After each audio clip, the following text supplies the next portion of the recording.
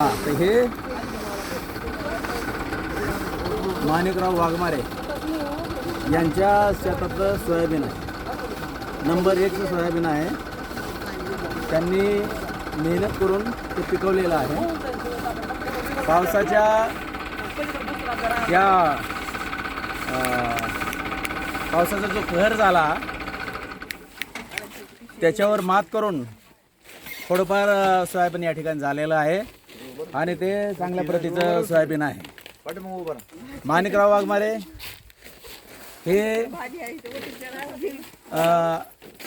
RPIचे कार्यकर्ते आणि कामगार विचार या साप्ताहिकाचे संपादक आहेत आणि सासुरा गावचे सरपंच म्हणून त्यांनी काम पाहिलेलं आहे. उत्कृष्ट काम केलेलं आहे आणि ते उत्कृष्ट कवी देखील आहेत. त्यांची जवळजवळ 50 ते 75 पर्यंत गाणी झालेली आहेत आणि त्यांना मागच नाशिकमध्ये उत्कृष्ट असा पुरस्कार मिळालेला आहे. महाराष्ट्र गौरव पुरस्कार, महाराष्ट्र रत्न पुरस्कार हा राज्यस्तरीय पुरस्कार माणिकराव वाघमारे यांना मिळालेला आहे. हे सगळं व्यापासून सुद्धा त्यांनी शेतीकडे दुर्लक्ष केलेलं नाही. आज जवळजवळ बरीचशी शेती त्यांची आहे आणि त्यांचे नातेवाईक या ठिकाणी एक एन्जॉय करण्यासाठी आलेले आहेत आणि त्यांचं भरपूरच योगदान आहे. आजच्या प्रसंगी त्यांचं आम्ही कौतुक करतो. आणि हे बघा सोयाबीन आहे, छान असं सोयाबीन आहे. परंतु या सोयाबीनला म्हणजे दाम किती मिळतो याच्यावरती अवलंबून आहे.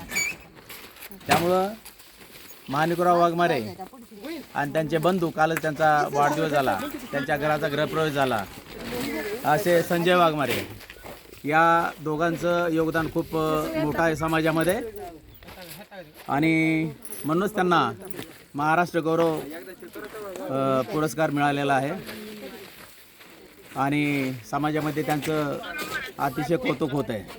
आणि आम्ही त्यांचे सगळे सोयरे या ठिकाणी या निसर्गाचा आनंद घेण्यासाठी ठाण्यावरनं, मुंबईवरनं या ठिकाणी आलेलो आहोत. असे त्यांचे थोडक्यात हां, या आमच्या भगिनी आहेत, या आमच्या मोठ्या भाऊजी आहेत, या आमच्या बहीण आहे, ही बहीण आहे, हे पत्नी आहे आणि एक एकंदरीत ते आमचा भाऊ आहे, छोटा भाऊ विश्वास सारकडे. आणि हा आमच्या बहिणीचा मुलगा आहे, भाचा आहे. हां, आणि हे प्रबुद्ध कुठे गेला? हां, प्रबुद्ध आहे, माणिकरावचा मुलगा. ते सुद्धा इंजिनियर आहे, वन नंबर क्वालिटीचा इंजिनियर आहे. परंतु त्याच्यात शेतामध्ये स्वतः तो राबतो, ड्रायव्हिंग करतो, खूप काही काम करतो.